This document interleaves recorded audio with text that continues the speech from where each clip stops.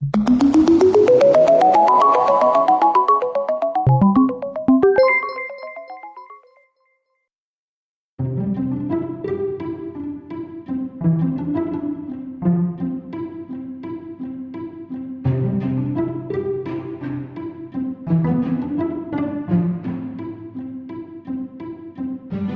djetinjstva nastavnici su mi bili uzor i znanje je neka vrijednost koja se njegovala u mojoj porodici. Kao djevojčica uvijek sam se igrala učiteljica. Kroz moj studij za profesora otkrila sam svoju ljubav prema historiji jezika. I to je nešto što je mene u to vrijeme kao mladu nastavnicu usmjerilo da se bavim nekim aktivnostima koje proučavaju historiju jezika. Paleografija je nauka koja se bavi proučavanjem starih pisama. Paleografi su naučnici koji se bave izučavanjem starih pisama.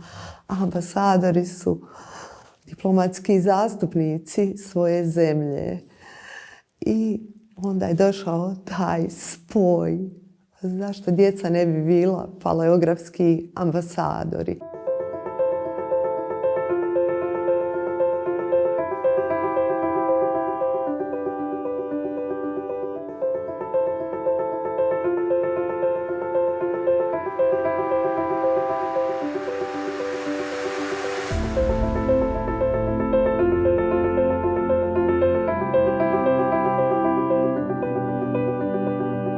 Učenici su kroz uloge paleografskih ambasadora trebali na najvišem diplomatskom nivou biti predstavnici svojih maternjih jezika.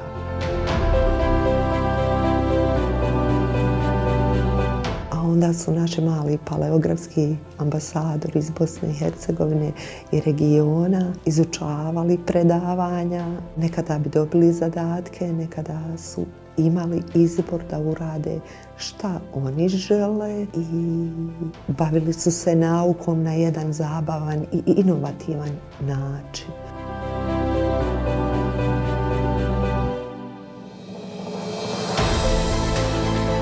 Šta reći za paleografske ambasadore? To je definitivno jedan od najboljih principa za učenje historije jezika i proučavanje kroz igru i kroz zabavu, iskreno. Sa najboljim stručnjacima koji su održavali svoja predavanja i dijelili svoje znanje. Iskreno velike zahvale što su našli vremena za nas. I mislim da smo mnogo naučili iz toga što smo kroz igru sve, ne samo o bosanskom, već o čitavim jezicima u regionu uspjeli da učimo. Iz početka mi je to sve bilo nekako čudno, nešto novo i teško mi se pravo činilo. Ali na kraju, kad se malo uhodaš, dok tamo vamo je pravo zanimljivo.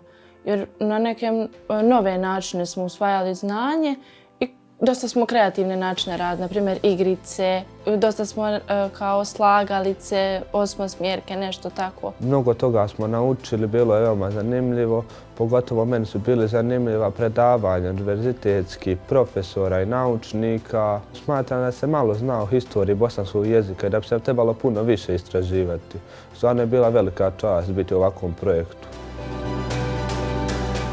Možda to nekome zvuči nevjerovatno, ali djeca su izdvajala svoje slobodno vrijeme da bi učestvovala u ovom projektu.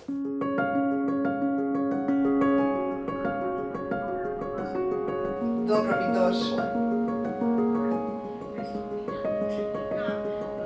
Ostvarila sam saradnju sa visokoškolskim obrazovnim ustanovama i različitim institucijama.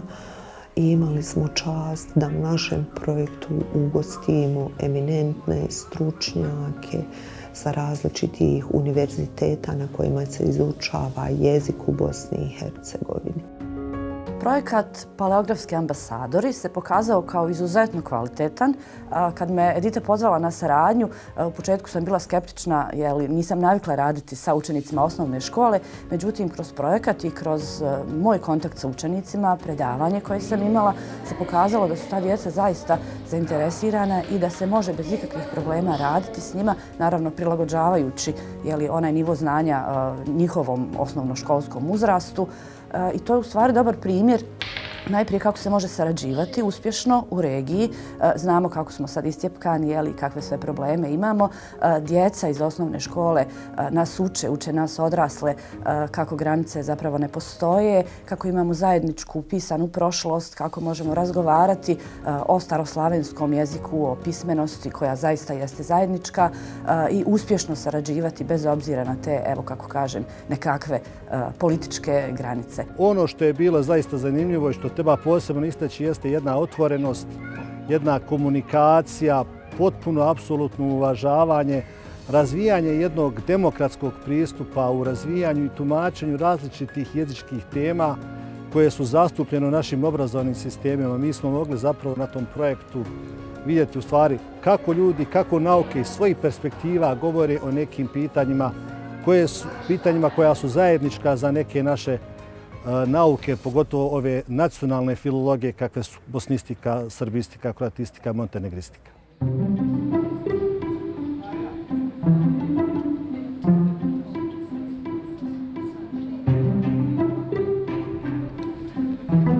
Nastavnička profesija je jednostavno stil života.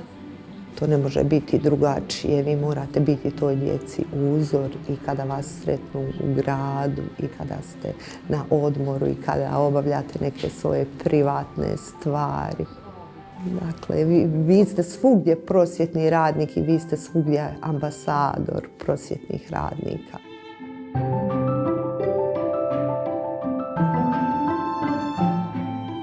Čast je davati znanje djeci.